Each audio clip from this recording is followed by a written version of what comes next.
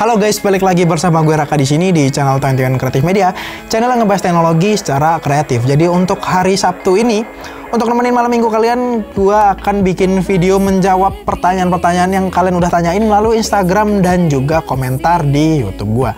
Dan juga sekalian tepatnya pada tanggal 16 Januari 2021 ini, gue mau mengumumkan pemenang giveaway Corsair Qatar Pro yang minggu kemarin itu udah gue adain sebagai rangka perayaan 10.000 subscriber channel 21 Creative Media yang sekarang udah 11.000 ya BTW. Jadi terima kasih buat kalian yang udah ngirimin pertanyaan-pertanyaan kalian dan juga ikut giveaway yang udah gua adain. Jadi good luck buat kalian yang ikut giveaway, semoga nama kalian muncul di video kali ini. Jadi langsung aja ke pertanyaan yang pertama. Jadi pertanyaan pertama ini datang dari Miko Dana melalui komentar di YouTube kita. Bang Aing mau nanya dulu, awal terciptanya 21 Creative Media itu gimana? Jadi untuk awal tercipta 21 Creative Media itu kalau nggak salah tahun 2016 awal ke pertengahan gitu.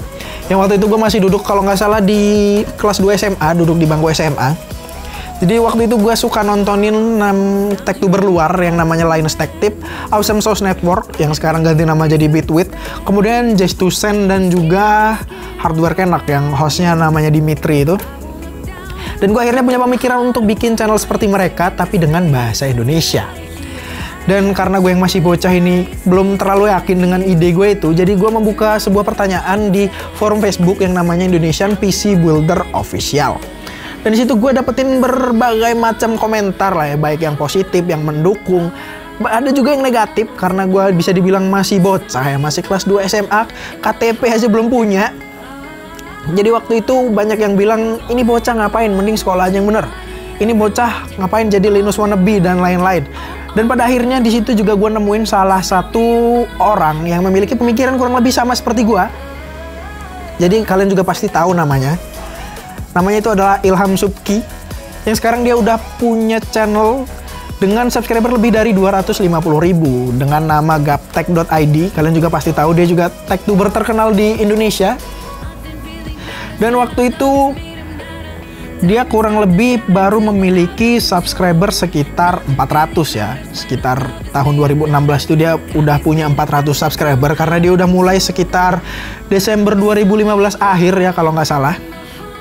Nah tapi karena gue di situ masih terlalu kecil, masih terlalu bocah ya untuk bikin channel YouTube seperti ini. Jadi gue waktu itu nggak mengurungkan niat gue untuk membuat channel YouTube seperti dia, seperti gaptech.id. Jadi gue kemudian fokus sekolah aja, fokus UN dan juga belajar untuk masuk kuliah ke perguruan tinggi dan lain-lain. Sampai pada akhirnya pada tahun 2018 gue udah kuliah semester kalau nggak salah 3 atau 2 gitu, gue kurang inget. Dan ternyata kuliah itu nggak sepadat SMA kuliah gue ya. Jadi untuk mengisi kekosongan waktu luang itu gue akhirnya menjalankan niat gue yang pada tahun 2016 itu nggak jadi gue jalanin. Dan pada akhirnya pada tahun 2018 itu kalau nggak salah gue membuat channel YouTube ini yang bernama 21 Creative Media. Jadi seperti itu awal terciptanya 21 Creative Media. Jadi untuk pertanyaan selanjutnya di sini adalah dari Wijaya Kade. Kenapa sih ini channel sepi padahal pembawaannya bagus? Jadi dari yang gue tangkep dari 21 Creative Media ini, kalau minat teknologi orang-orang di Indonesia ini belum semaju dengan minat teknologi orang-orang di Amerika ataupun di negara-negara lainnya. Nah jadi kenapa channel ini sepi? Dari yang gue tangkap itu sendiri, orang Indonesia ini memiliki kalau kurang lebih ya 5 orientasi untuk tentang teknologinya. Jadi yang pertama itu adalah tutorial dan juga cara, karena banyak banget orang yang masih belum melek teknologi. Jadi tutorial dan cara ini masih banyak banget yang tertarik. Terus yang kedua ini komponen-komponen dengan harga yang murah, performanya cukup tinggi, dan walaupun second, tapi kalau performanya masih bisa dibilang cukup bagus, itu dia juga nggak masalah. Dan yang kelima ini adalah pamer. Jadi kenapa bisa gue simpulin seperti itu? Yang pertama tadi gue bilang dia orientasinya suka ke yang pamer. Jadi seperti contohnya kita pamer internet yang ada di studio kita ini dengan kecepatan 1 gigabit per second, itu banyak banget yang nonton karena pamer. Karena mereka belum pernah merasakan kayak mana sih internet dengan kecepatan segini, kayak mana sih komputer dengan harga segini rasanya kayak mana, kuat mainin game apa, seperti rakit PC 30 juta yang kemarin kita rilis itu cukup banyak juga yang nonton ya. Kemudian gue bilang orang Indonesia juga suka dengan video tentang tutorial dan juga cara, karena banyak dari mereka yang masih belum melek seputar teknologi. Ya belum, nggak bisa dibilang belum melek juga sih, mungkin masih sedikit-sedikit lah. Jadi masih banyak banget orang awam yang mencari tutorial dan juga cara-cara di YouTube. Jadi seperti contohnya video kita tentang tutorial cara install ulang Windows 10, overclock monitor, mempercepat Windows 10, itu banyak banget yang nonton karena orang Indonesia itu suka mencari tutorial dan juga cara melalui YouTube. Kemudian untuk komponen-komponen yang harganya murah itu, ya tipikal orang Indonesia itu pasti suka dengan barang yang murah tapi memiliki performa yang cukup lumayan. Bahkan karena rakitan PC kita yang sebelumnya itu menggunakan mungkin ada yang part-part second, itu juga banyak yang nonton. Seperti contohnya menggunakan Core i5 generasi ketiga dan juga RX 580 itu kita menggunakan part-part second, komponen-komponennya itu bekas, tapi banyak banget yang tertarik untuk nonton videonya. Nah sementara 21 Creative Media ini belakangan dia bikin videonya, bukan dia sih, gue bikin videonya tentang review produk-produk dari brand-brand tertentu. Dan yang gue tangkap itu karena mungkin harganya ya nggak bisa dibilang murah meriah juga kayak hore seperti yang gue buat pada umumnya. Jadi kayaknya orang-orang kurang tertarik seperti review-review gue tentang keyboard Corsair dan lain-lain. Ya walaupun juga masih cukup banyak sih yang nonton, tapi cuma nggak lebih banyak dari video tutorial dan lain-lain. Jadi itu yang gue tangkap kenapa channel ini sepi padahal pembawaannya bagus. Tapi gue sendiri masih berusaha untuk nampilin, memberi kalian konten-konten kreatif lainnya. Dan juga jangan lupa buat kalian untuk subscribe karena 2 minggu ke depan kita punya rakitan PC dengan budget 3 jutaan yang tentunya cocok buat dompet orang-orang di Indonesia. Tentunya kere-hore lah pokoknya. Kemudian pertanyaan selanjutnya datang dari Rizky Apri Pratama. Next, bakal ada konten bongkar PC warnet atau bandingin rakitan PC nggak? Kalau konten bongkar PC warnet ini kayaknya gue nggak bisa ya, karena gue juga nggak kenal dengan yang punya warnet di kota gue ini, di Bandar Lampung. Sementara untuk bandingin rakitan PC kali ini kayaknya bisa. Kalau gini misalnya dengan budget 7 jutaan mending menggunakan rakitan PC prosesor Intel atau VGA Nvidia, atau dengan prosesor AMD dan VGA Nvidia, atau dengan prosesor AMD dan juga VGA AMD. Nah, dengan budget sekitar 7 jutaan, rakitan PC mana yang memiliki performa yang lebih tinggi? Dan mungkin konten-konten seperti itu bisa lah ya. Jadi mungkin kedepannya gue juga akan bikin konten yang disaranin oleh Rizky Apri Pratama kali ini. Kemudian untuk yang selanjutnya datang dari Rama_Sejati, review toko komputer bang. Jadi untuk review toko komputer ini gue juga punya pemikiran ya, udah dari lama ya untuk nge-review toko komputer. Dan maksudnya nge-review toko komputer ini adalah misalnya dengan budget yang let's say 7 juta lagi. Kita punya budget 7 juta dan kita lihat di beberapa toko komputer di kota gua di Bandar Lampung ini, toko mana yang dengan budget 7 juta itu memberikan spesifikasi yang paling tinggi. Karena nggak sedikit juga toko komputer di sini yang ngasih kita produk-produk jadulnya yang masih ada stok tapi belum laku ya, bisa dibilang. Kayak contohnya dia masih punya Core i7 generasi keempat. Nah, jadi biasanya di sini dia akan ngasih komponen-komponen jadulnya itu biar laku. Jadi makanya mungkin gue akan tertarik untuk nge-review toko komputer ke depannya, tapi kayaknya nggak dalam waktu yang singkat, nggak dalam waktu dekat maksudnya. Kemudian untuk pertanyaan selanjutnya dari Krayanta_Ananda. Kenapa nggak nge-review harddisk bang? Nge-review harddisk. Kayaknya semua harddisk ini nggak terlalu berbeda jauh ya menurut gua, baik itu Western Digital, WD gitu, ataupun harddisk dari Seagate ya. Apalagi dengan ukuran yang 1 tera, apalagi harddisk eksternal dan lain-lain. Dan mungkin untuk kalau harddisk eksternal itu yang membedakan antara merek satu dan lainnya mungkin casingnya, warnanya, dan juga ketahanan dari harddisknya dan lain-lain. Sementara untuk nge-review harddisknya itu sendiri, kayaknya gua kurang tertarik ya. Karena nggak terlalu berbeda jauh, kecuali kalian membandingkan harddisk dengan SSHD ya, atau solid state hard drive itu yang memiliki SSD dan juga harddisk di dalamnya. Dan mungkin kalau antara kedua itu bisa kita review. Sementara untuk harddisknya sendiri kayaknya gue kurang tertarik untuk nge-reviewnya, karena kalau dibilang harddisk yang sama-sama 1 tera itu nggak terlalu berbeda jauh antara merek satu dan juga merek lainnya. Mungkin yang membedakan itu hanyalah di garansinya dan juga gimana distributornya melayani customer-customernya yang udah membeli produknya, gitu aja sih kalau menurut gua ya. Pertanyaan selanjutnya kita dapetin dari Bah.Rul. Gak ada niatan mau review konsol bang, kan lagi hype tuh. Jadi untuk review konsol sendiri menurut gue itu kayak kurang worth it gitu, karena konsol ini cuma bisa dipakai untuk main game aja. Sementara untuk rakit PC ini kita bisa gunakan PC itu untuk ngerjain tugas, ngedit video, ngedit foto, dan masih banyak lagi. Jadi kenapa di sini gue lebih condong untuk review tentang PC-PC aja. Selain itu juga untuk konsol ini, dari yang gue lihat, yang nonton itu cuma mau tahu tentang perkembangan antara konsol sebelumnya dengan konsol yang sekarang, seperti misalnya PS5. Jadi orang-orang itu hanya mau tahu aja gimana sih perkembangan dari PS4 ke PS5 itu, apa aja yang dibawain oleh PS5 dan lain-lain. Sementara untuk konsol ini sendiri kan, karena mereka itu cuma mau tahu tentang perkembangan yang paling barunya, jadi menurut gue kalau kita misalnya bikin review tentang PS2 gitu misalnya, atau PS3 lah, di tahun 2021 ini kayaknya kurang relevan ya, atau mungkin malah nggak ada yang nonton karena itu PS udah jadul banget. Dan untuk nanyain performanya juga, karena game-gamenya juga ya cuma segitu-segitu aja, jadi nggak nambah apa-apa gamenya. Jadi menurut gue lebih mending kita bahas tentang PC aja. Jadi walaupun PC itu misalnya dia rilis pada tahun 2014 gitu, Core i7 generasi keempat. Nah itu bisa kita lihat gimana performanya untuk ngejalanin aplikasi-aplikasi dan juga game-game di tahun 2021 ini. Jadi menurut gue lebih penting lah, bukan lebih penting sih, lebih worth it untuk nge-review PC aja dibanding dengan nge-review konsol. Ya walaupun gue tahu peminat konsol di Indonesia ini nggak sedikit juga. Cukup banyak peminat konsol PS5 dan juga Xbox, Nintendo Switch, dan lain-lain.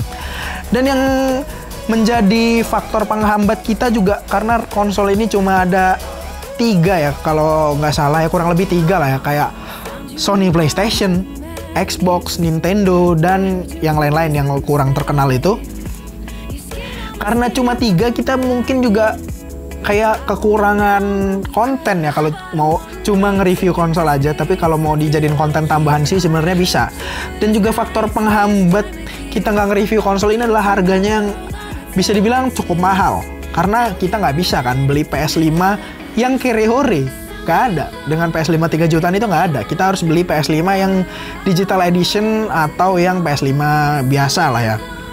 Nah jadi cuma ada 2 opsi kayak gitu.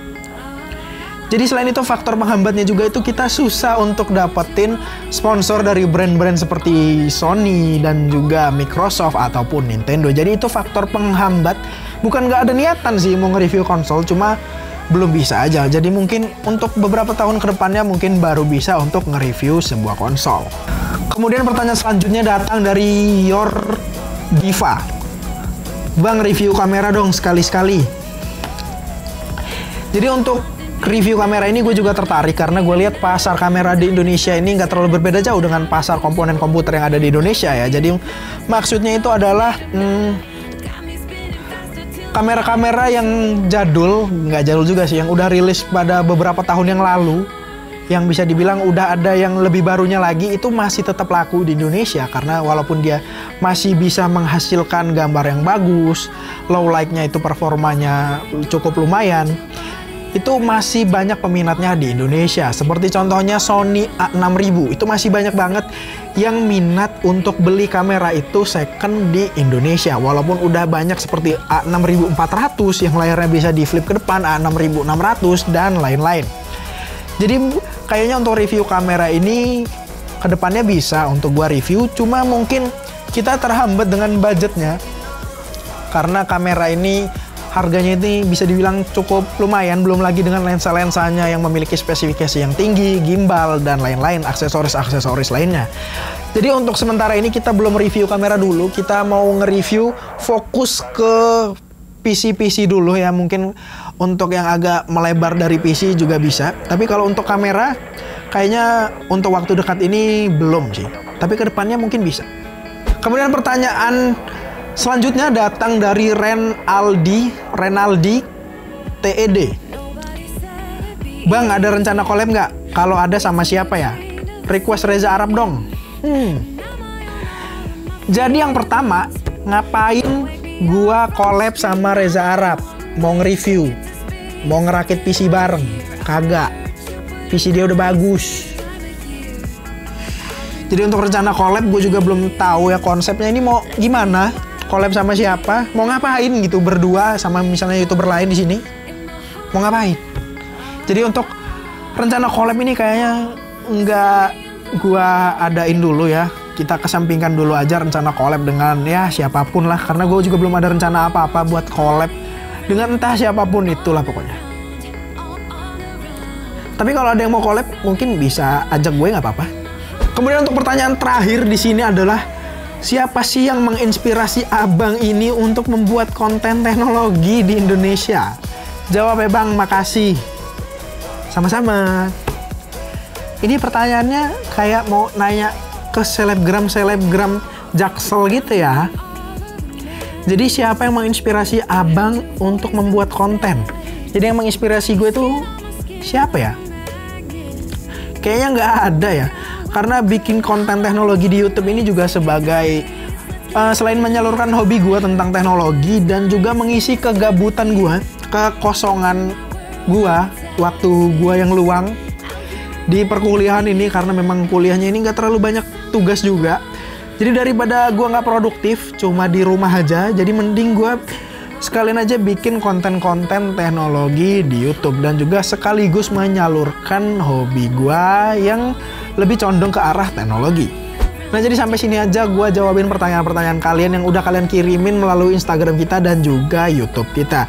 Jadi terima kasih banget buat kalian yang udah ngirimin pertanyaan ke kita. Dan selanjutnya adalah kita akan mencari ketiga orang pemenang. Siapa yang akan berhak memenangkan mouse Corsair Qatar Pro yang minggu kemarin udah gue adain giveaway-nya sebagai rangka bukan memperingati sih, rangka memeriahkan lah ya 10.000 subscriber channel 21 Creative Media yang kebetulan sekarang ini udah di angka 11.000. Jadi langsung aja kita cari pemenangnya. Ya, halo semua, hari ini adalah hari Sabtu tanggal 16 Januari 2021. Yang itu berarti adalah saatnya kita untuk cari ketiga pemenang giveaway mouse Corsair Qatar Pro kita yang kemarin ya. Jadi kita langsung aja menuju ke Instagram comment picker di sini. Dan untuk medianya kita pilih giveaway time. Dan karena di sini adalah minimum amount of mentionnya itu tag 3 teman, jadi di sini kita setting 3 ya. Terus kita langsung get comment aja.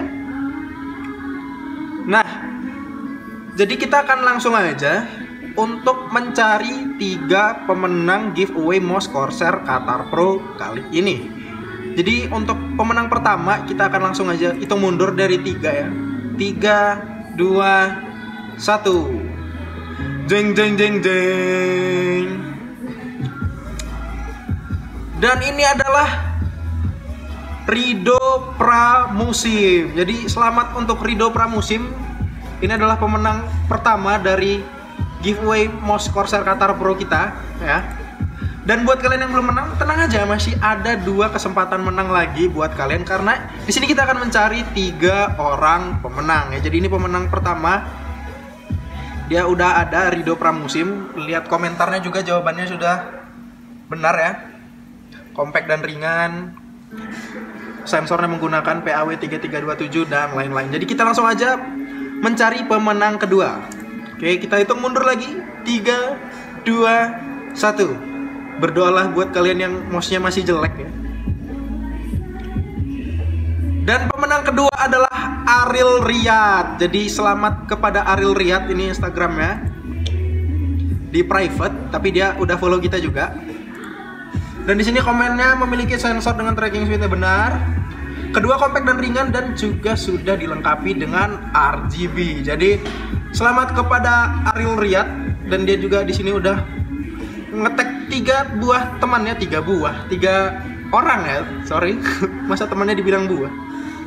Jadi ini adalah pemenang kedua MOS Corsair Qatar Pro kita kali ini. Jadi buat kalian yang belum menang, masih ada 1 kesempatan lagi untuk nama kalian muncul di sini. Jadi langsung aja ke pemenang terakhir ya.